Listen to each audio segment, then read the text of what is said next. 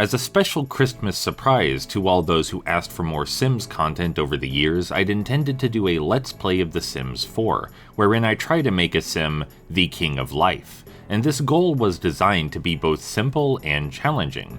I would create a single man, Kingsley Thrash, whose life ambition was to never work again, and surround him with as many toys, trinkets, and playthings as possible. It seemed like a brilliant premise to me. He would forego social contact, hoard wealth by any means, and secure enough funds for retirement as early and as lazily as he could. The Thrash legacy will be joyful and friendless in equal measure. Abject, glorious hedonism. I had fun designing him, and all seemed well at first. I bought him toys, he quickly picked a favorite, his llamacorn plush, who I named Princely, and it was, cute. He kept talking to Princely at every opportunity, playing with him both between and during other activities.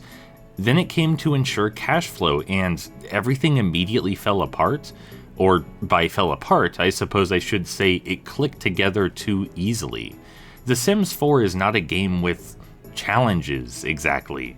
After painting a few times to make quick cash, Kingsley became so adept in the field that he could sell his work for far more than it cost to produce, both emotionally and materially. Keeping his moods in check was effortlessly easy, and it felt like all I was doing was watching animations. It was more a really simple virtual pet than a game. He was content to stay in this one room forever, playing with his toys and occasionally sleeping. It wasn't even a knuckle-down grind fest like it could have been in earlier Sims games. I wasn't forcing Kingsley into brutal skill-building labor to set the foundations for his future. If anything, he seemed insistent to enjoy every task of labor I gave him. After painting a few times, he basically asked me, "Hey, do you want me to just enjoy this? It'll make the game easier if I just enjoy this." And after that point, he painted on his own, without my intervention, generating money passively. And sure, it is still really cute to see Kingsley play passively with Princely while painting, or watch him cheer for his little not Skylanders, or hold off on pooping so he can get a few more workouts in, or hug his giant unicorn for comfort, but on my end, it doesn't amount to much. It just feels like a collection of animations. I click on something, I watch him do something, and no matter what, I'll make money and he'll be just fine. Sims 1, 2, and 3, by contrast, gave me Sims with real personalities and emergent scenarios.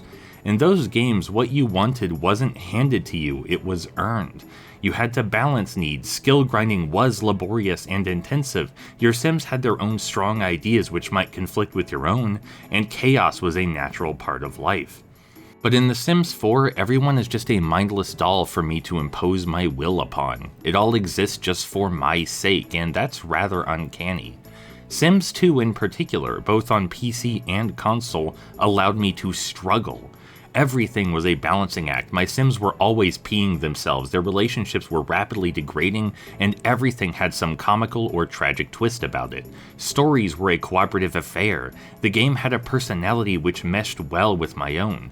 It all felt real and surreal at the same time, and Sims 2 gave me precious memories as a result. It made me feel things. And if The Sims 4 is content to just be a collection of dolls with simple, interchangeable personalities and trivial emotional states, then, well, I have real dolls instead. If I wanted to play with a llamacorn, I have one. If I wanted to play with Skylanders, I have those. And this digital toy stuff cost as much as a real Power Rangers figure would have. The reason I'm even messing with this stuff in The Sims is because I wanted a little man with a complex personality to react to it. I wanted to experience these familiar sensations and ideas from a new, challenging angle. But Kingsley found contentment with very little prompting from me.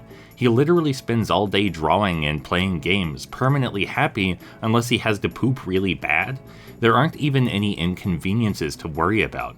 You can cancel any unwanted social events, pin or banish certain wishes your sim has, and you'll be offered money on a platter if you ever get low on funds. Basically, I was just left with a profound sense of boredom and dread.